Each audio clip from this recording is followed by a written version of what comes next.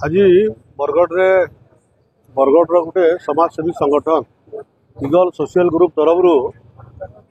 मोहन माझी गोटे वर्षर आज पूर्वार के जाऊे आर ई भितर जेन सफलता से लगी आज आज गोटे जगार कार्यक्रम होता इतने मत गोटे बरस पूर्ति कर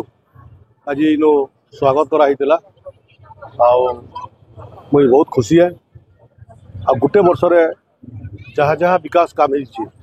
आज बरगढ़वासी सामने मुझे रखली आगामी दिन केन काम है सेटा भी मुझे बरगढ़वासी सामने रखली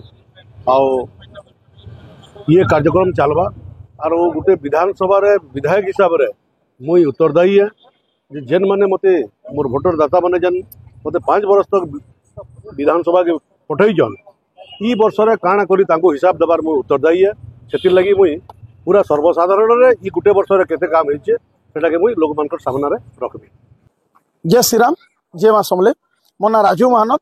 ईगल सोशल ग्रुप फाउंडर आज आम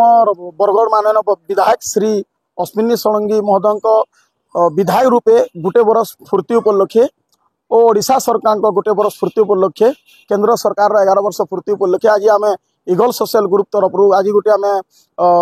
समर्धित सभा आयोजन करूँ से माननीय बरगढ़ विधायक मुख्य अतिथि थे समस्त को मोर बहुत बहुत धन्यवाद कोटि कोटि प्रणाम कारण आज समस्त निष्ठा सहित समस्ते आज सहयोग रे आज जिनिसटा हो पारिछे बरगढ़ समस्त बीजेपी कर्मकर्ता बड़ भाई मान को समस्त पदाधिकारी मान को समस्त सान भाई मान को बहुत बहुत धन्यवाद कि आज सहयोग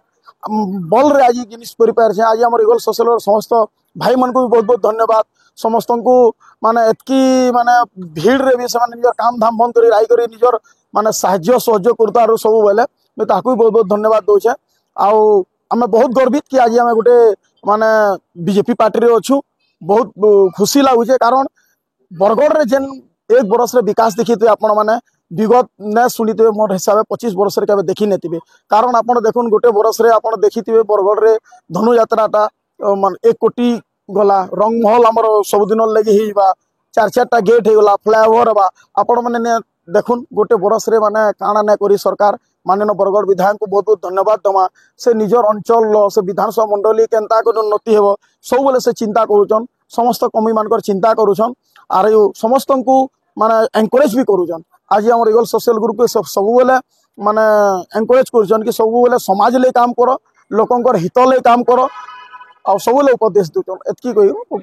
बरगढ़ मोना साहू रिपोर्ट बरगढ़ टाइम जेकोसी न्यूज देवार लगी आम नंबर के फोन करूँ।